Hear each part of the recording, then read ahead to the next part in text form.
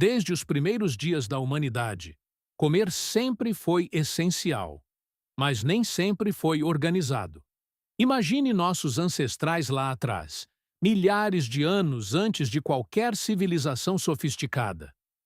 Nada de mesa, nada de talheres e muito menos prato. A comida era colocada diretamente nas mãos, em folhas grandes ou até em pedaços de pedra. Era prático, mas longe de ser elegante. Com o tempo, o ser humano começou a evoluir e, junto com ele, os hábitos à mesa também. As primeiras versões do que podemos chamar de prato surgiram nas antigas civilizações do Egito Antigo e da Mesopotâmia. Mas, calma. Não pense em porcelana branca e brilhante como hoje. Eram peças simples, feitas de barro, moldadas à mão e secas ao sol.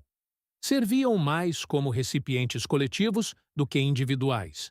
Ou seja, várias pessoas comiam do mesmo prato. Compartilhar era a regra. Já na Grécia Antiga e no Império Romano, o conceito começou a mudar. Os romanos, especialmente, tinham um certo gosto por organização e estilo.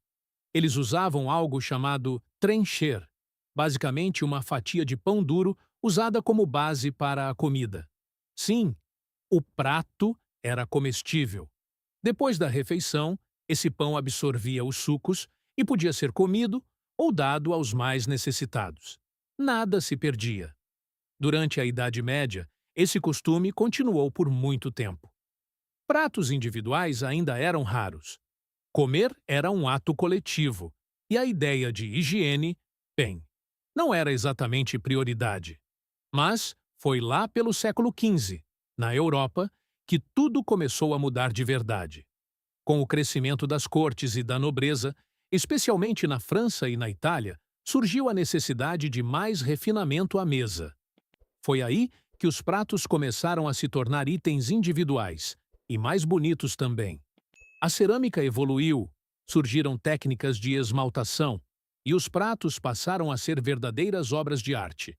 Mas o grande salto veio mesmo com a porcelana. Originária da China, a porcelana era extremamente valorizada. Leve, resistente e com um acabamento impecável, ela virou símbolo de status. Durante séculos, apenas os mais ricos tinham acesso a esses pratos sofisticados. Quando a Europa finalmente aprendeu a produzir porcelana, lá pelo século XVIII, o prato deixou de ser um luxo exclusivo e começou a se popularizar. E não parou por aí. Com a Revolução Industrial, a produção em massa transformou completamente o cenário. Pratos começaram a ser feitos em larga escala, com preços acessíveis, chegando às casas de pessoas comuns. Foi nesse momento que o prato deixou de ser um símbolo de riqueza e passou a ser um item básico do dia a dia.